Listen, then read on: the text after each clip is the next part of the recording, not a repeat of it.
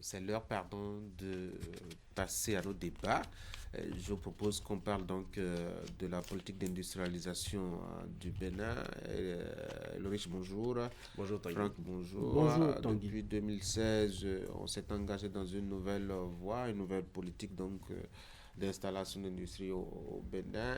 En tout cas, dans le projet de société de Monsieur Patrice Talon, alors candidat à la présidentielle, on avait quand même une bonne part réservée justement à l'industrialisation pour profiter des matières premières produites sur place afin de les transformer. Alors, une dizaine d'années après, est-ce qu'on a vraiment changé? Est-ce qu'il y a un tissu industriel qui se met en place? La question de débat ce matin. Loïs, est-ce qu'on a véritablement changé entre 2016 et aujourd'hui? Quand on voit un peu les projections qu'on a souvent faites par rapport justement à l'impérieuse nécessité, je dois dire, d'installer des industries au Bénin. Ouais. Si vous me demandez si quelque chose a changé, je peux dire oui tout de suite en disant qu'aujourd'hui on a les t-shirts Made in Benin. Ça c'est la première chose. Il y a des tenues aujourd'hui qui sont des tissus qui sont fabriqués au Bénin. Il y a beaucoup de choses qui se font. Et ce qui n'était pas véritablement fait dans notre pays. Vous savez, pendant longtemps, l'économie du pays a reposé sur le secteur primaire. Et c'était beaucoup plus l'agriculture. Et après, on s'est beaucoup plus focalisé sur la zone portuaire aussi, pour drainer un peu, beaucoup plus justement. Mais côté impôt et côté industrialisation, véritablement, ça n'avait pas pris. De plus en plus, vous allez remarquer que nous avions au départ l'habitude d'exporter tout ce que nous produisons, de façon brute. Mais de plus en plus, observez un peu sur le terrain, vous allez remarquer que c'est vrai qu'on parle de la zone industrielle de Glodjigbe, mais avant de venir à la zone industrielle de Glodjigbe, observez les jeunes promoteurs aujourd'hui. Vous allez remarquer que de plus en plus, on ne vend plus directement ce qui est produit, mais on cherche à transformer. L'agroalimentaire aujourd'hui est en train de se développer sous toutes ses formes. Ça, c'est déjà un signal fort. Et quand nous venons maintenant à la zone de Glodjigbe, observez un peu. Je ne veux pas parler de l'emploi, je veux parler du transfert de technologie qui est en train de se mettre en place. C'est vrai qu'il y a des structures, des sociétés internationales qui viennent s'implanter au Bénin pour pouvoir prendre en compte l'industrialisation du pays. C'est déjà un transfert de technologie, comme je l'ai dit, mais aussi un transfert de compétences. Pourquoi un transfert de compétences? Ces jeunes qui travaillent avec la main-d'œuvre qui est venue de l'extérieur et travaillant sur des machines qui sont venues de l'extérieur, apprennent auprès de ceux-là. Et aujourd'hui, on voit d'autres qui quittent et qui vont s'installer à leur propre compte. Donc, quelque part, on est en train de former davantage. Donc, il y a une chaîne de production, formation et industrialisation. Donc, je pense qu'à ce niveau déjà, on peut dire qu'il y a un pas qui est fait. C'est vrai qu'on ne peut pas dormir sur ses lauriers en disant que tout est déjà fait. Non. Autrefois, le Bénin vendait pratiquement l'entièreté de son coton produit. Mais aujourd'hui, on sent qu'il y a déjà une plus-value. On transforme légèrement ce coton. Quand on prend des qualités, les noix de cajou et autres, tout ça, autrefois, on les vendait brut aussi. De plus en plus, on les transforme. Et ça a permis, observer au niveau de la chaîne des jeunes promoteurs, beaucoup préfèrent aujourd'hui ne plus vendre tout de suite, mais ils vont aussi dans les champs, récupérer, transformer à leur manière. Même si c'est encore à l'étape microscopique, il faut quand même voir. Artisanal aussi. Voilà, merci. Il y a aussi les foires artisanales qui sont aussi là. Donc je pense qu'il y a un effort qui se fait, mais je pense qu'il y a encore beaucoup à faire. Donc ne pas dormir sur ses lauriers en estimant que nous avons eu à Glodjibé. Dans d'autres pays, il y a plusieurs dizaines de villes qui sont industrialisées et qui représentent des pôles. Je pense que c'est des choses comme ça qu'il nous faut miroiter, qu'il nous faut chercher à avoir. Non, je pense que si nous devons prendre pour repère 2016 aujourd'hui, je pense que nous avons fait des avancées assez visibles. Et la plus grande avancée que nous pouvons citer, c'est l'installation de la zone industrielle de Glodjibé. Ulrich l'a dit de façon éparse, peut-être non, pas trop visible.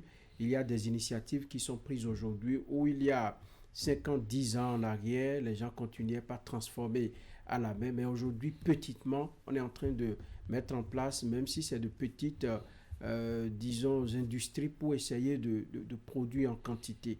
Cela fait que nous avons, par exemple, si nous prenons la zone franche de Glodjibé, des usines qui s'installent de plus en plus pour transformer le coton, les noix de cajou, le soja et puis tout. Et à côté de ça, on a installé, disons, une chaîne disons, d'acteurs, une chaîne de tous ceux qui interviennent dans ce secteur-là. On a installé une société qui rachète les produits aux producteurs et pour permettre à ces usines-là de pouvoir fonctionner. Donc, ces dernières années, nous nous sommes inscrits dans la logique de pouvoir avoir des industries qui transforment sur place nos produits les produits locaux. Et donc, dans cette perspective-là, je pense que l'effort est en train toujours d'être fait pour augmenter la capacité de production. Et c'est cela qui a amené à des décisions qu'on a prises ici, qui a fait grincer un peu les dents, la matière première. Parce que les défis, on y reviendra tout à l'heure, mais le constat que moi je fais, c'est que il y a eu la volonté politique, il y a eu les actes qui ont été posés, et maintenant nous gérons un peu les conditions, les commodités dans lesquelles ces genres de visions, ces genres de projets doivent pouvoir évoluer. De toute évidence, je pense qu'aujourd'hui, l'écosystème ou la situation de notre pays permet à des usines de quitter l'extérieur, de venir s'implanter parce que justement, il y a déjà une zone qui est réservée et qui est aménagée pour la cause et c'est déjà une grande avancée. Par le passé, nous n'avions pas ça. Et l'industrialisation, ce n'est pas une question de moi, ce n'est pas une question... Là, on avait les zones économiques de Semepoudji, on avait quand même d'autres espaces qui étaient réservés, mais que les gens n'ont pas investi certainement parce qu'il n'y avait pas peut-être un cadre légal qui accompagnait ou une politique assez claire qui mettait la vision sur tapis afin que les gens en profitent. Absolument, je suis d'accord. Et c'est parce que justement, à des moments donnés, même la maîtrise de rétention de la matière première sur place n'avait pas été véritablement une politique bien définie. Les gens en souffraient. Il y a même des moments où vous voyez des usines qui travaillent un moment et qui après, les usines de grenades de coton et parfois une bonne quantité allaient à l'extérieur. Donc je pense que c'est toute une politique qui a été définie et cela profite bien évidemment à notre pays. Aujourd'hui, nous avons des produits made in Benin qui sont sur le marché international. On fait la promotion et tout. Nous avons des produits qui sortent de Glodjibé que nous pouvons ici utiliser comme un peu à l'extérieur. Je pense que c'est déjà un bon début. Et comme je le disais, c'est un travail de longue haleine. On ne peut pas en 10 ans, en 15 ans. C'est beaucoup. Vous prenez l'Inde, vous prenez les États-Unis, vous prenez la Chine, le Japon. C'est des pays qui se sont construits sur plusieurs décennies et je pense que c'est un bon départ. Si nous maintenons le cap, c'est que nous avons toutes les chances de pouvoir, au bout de 50 ans peut-être, ou 30 ans, 100 ans, de souffler pour dire, écoutez, le Bénin fait partie des pays industrialisés du monde. Ce n'est pas, c'est bien faisable et il n'y a que la volonté politique qui est là, c'est déjà... Désolé, je n'ai pas d'autres mots sous la main. Est-ce qu'on ne s'extasie pas trop sur le cas Glodjibé? Est-ce que ce n'est pas encore trop fragile pour en faire, je dois dire, un exemple de réussite parfait? Qu'est-ce que vous voulez? Si nous n'avons pas... nous avons connu des exemples pas trop éloquents par le passé. Nous n'avons pas eu la volonté politique affichée telle que vous avez dit, la gestion qui devrait être faite si nous n'avons pas eu par le passé. Et qu'ici, nous avons une certaine visibilité et un certain, disons, engagement de pouvoir véritablement faire de cette zone industrielle-là une zone industrielle assez forte, une zone franche où les étrangers peuvent venir s'installer pour explorer le terrain. On ne peut que s'en réjouir. Mais là où je vous rejoins, c'est que on ne peut pas, du fait que nous avons Glodjibé aujourd'hui, aller dormir sur nos lauriers pour dire, écoutez, c'est bon, nous avons tout, l'industrialisation est déjà une réalité au Bénin. Non, l'industrialisation, c'est tout un processus et nous avons posé les bases. Il va falloir continuer pour que le Bénin véritablement puisse se hisser au rang des pays industrialisés. Mais comme je l'ai dit, il faut aller de façon structurée pour que nous ne mettons pas la charrue avant les bœufs, que nous ne posons pas des actes qui vont nous écarter de la réalité et que la politique politiciens ne s'y mêlent pas pour qu'on présente des chiffres, pour qu'on on fasse des bilans qui ne sont pas réels. Il va falloir être réaliste, il va falloir être rationnel pour que nous puissions véritablement aller pas à pas et atteindre un niveau donné. Il y a eu quand même des politiques, hein, même si elles ont connu, je dois dire, le destin qu'elles ont connu. On a eu des côtés, notamment à Parakou, on a eu beaucoup de structures, notamment qui ont été créées pendant la période révolutionnaire, même si tout ça est moi par la suite. Oui, Loris. Oui, vous avez bien fait de parler de quotas. Vous avez oublié aussi CITES, à l'OCOSA. Donc, Oui, il y a eu beaucoup de... il y a beaucoup. Vous savez, tout est question de volonté publique, de politique publique. Quand la politique publique est mise en place, ça c'est le premier aspect. Quand la politique publique n'est pas suivie et quand la politique publique ne tient pas compte des réalités de terrain et des aspirations profondes des milieux dans lesquels ces industries sont implantées, je pense que cette politique publique ne donnera pas le bon résultat. Vous savez, aujourd'hui, pourquoi est-ce que l'on parle de la zone industrielle de Glodjigbe comme une référence? Parce que pratiquement c'est la seule que nous avons aujourd'hui, parce qu'il y a eu, c'est vrai, il y a eu quelques aspects, quelques semblants de zone industrielle, mais qui n'ont véritablement pas porté l'industrie. Et aujourd'hui, Glodjigbe est en train de porter. Pourquoi? Parce qu'il y a eu cette forte volonté politique autour.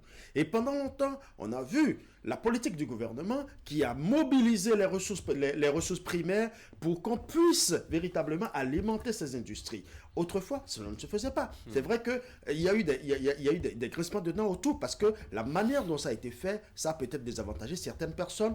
Et donc, il y a cette politique-là. Il y a beaucoup d'autres dispositions qui ont été prises et qui ont fait que Glodjigbe beaucoup plus a pris de l'ampleur.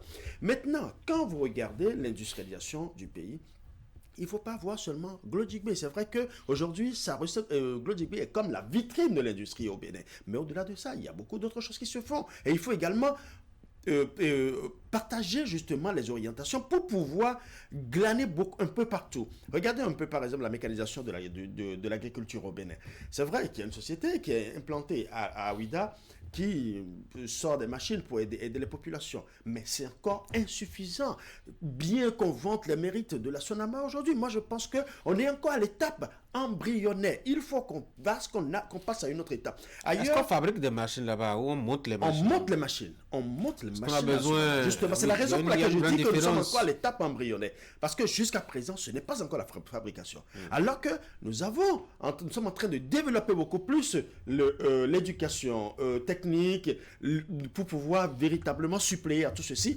Qu'est-ce que nous faisons? J'ai vu par exemple sur les réseaux sociaux récemment 2 jeunes, je crois, sur la tête de l'université de l'OCOSA qui ont inventé une moto solaire, un truc comme ça. Je dis bravo. Bravo pourquoi? Ce sont ces genres de politiques, ces genres de micro-projets que le gouvernement devait plus avantager, devait plus accompagner pour pouvoir aider. Il y a beaucoup comme ça qui créent des choses. On voit des jeunes qui inventent certaines choses ou qui essaient de copier à leur manière. Autrefois, quand on voyait le Japon, quand le Japon a commencé par émerger, on disait, bon, des fois même, en fond, certains disaient que le Japon a noué. C'est une manière de dire, tu as du fake. À un moment donné, on a dit la même chose de la Chine. Et on a vu aujourd'hui où se trouve le Japon, où se trouve la Chine. Tout près à côté de nous au Nigeria, quand on a quelque chose, il dit, oh non, le fake vient du Nigeria. Mais aujourd'hui, observez l'industrialisation du Nigeria par rapport à ce que nous sommes aujourd'hui au Bénin. Donc, il faut démarrer quelque part pour véritablement s'améliorer. Quels sont aujourd'hui les grands défis en la matière, Franck? Le premier défi, c'est le défi énergétique. Parce que nous sommes toujours dépendants de l'extérieur, de quelques pays qui nous fournissent l'énergie. Le moment où nous allons atteindre, par exemple, l'autonomie énergétique à 100%, je pense que vous allez voir au niveau même de la zone industrielle de Glodjigbe, ça va exploser. On aura beaucoup de zones industrielles. Aujourd'hui, si on décide, par exemple, de démultiplier la zone industrielle de Glodjigbe, aller dans le centre, dans le nord, est-ce que nous avons la capacité énergétique de pouvoir résister? Ce que nous faisons là déjà, c'est déjà très bien. On observe parfois quelques coupures de l'énergie électrique, même si sur place c'est assuré. Mais il nous faut une dépendance énergétique. Et là, c'est très très important. Le deuxième défi, c'est un peu le coût de la production et qui est lié au premier parce que vous voyez quand le coût de l'électricité est élevé parce que nous en rachetons à l'extérieur, à certains pays de la sous-région, ça agit sur le coût de la production. Celui qui produit avec toutes ces contraintes-là, il est obligé de pouvoir répercuter cette difficulté-là sur le coût de la production, ce qui fait que les Béninois subissent des coûts élevés, ils subissent les coûts de produits, ce que vous pouvez avoir peut-être à 25 francs, vous l'avez à 35 francs. C'est un problème, c'est un défi majeur à pouvoir relever. Le troisième défi, c'est un peu la faiblesse des infrastructures. Je parle des infrastructures routières. Ailleurs encore, il y a malgré tout le développement de l'espace routier qui est fait au Bénin, il reste encore des routes où, pour amener par exemple le coton d'un point A à un point B, il y a encore des difficultés. La galère. Voilà, c'est la galère. Et donc, il faut résoudre tous ces problèmes-là. Mais c'est déjà un bon début parce que le réseau routier a été suffisamment développé ces derniers temps avec la politique du gouvernement en place. Si on peut continuer comme ça pour que les zones de Sinandé, les zones de Kérou, de Ouassapionko, les 2KP et tout, si nous pouvons véritablement dresser le réseau routier là-bas, ça va être un ouf de soulagement et ça va accompagner les efforts en matière d'industrialisation. En 2 minutes, Oui, pour moi, très rapidement, il faut d'abord renforcer et consolider ce qui se fait. Parce que là, même si on prend Glodibé comme la vitrine, il faut estimer que ce n'est pas fini, il faut aller plus loin. Donc, il faut d'abord renforcer et consolider ce qui est là comme acquis. Deuxième chose, il faut davantage former. Former dans les universités techniques et faire en sorte que la relève soit véritablement assurée.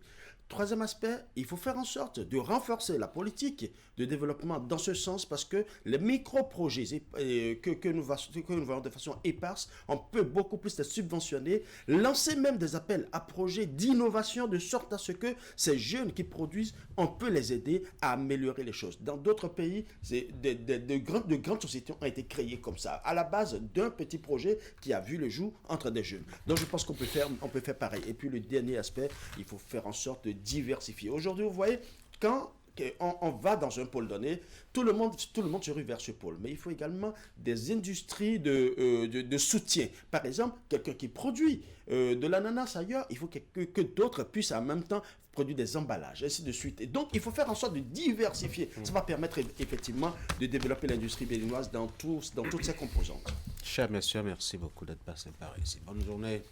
Mesdames et messieurs, c'est la fin de cette émission. Merci d'avoir été là.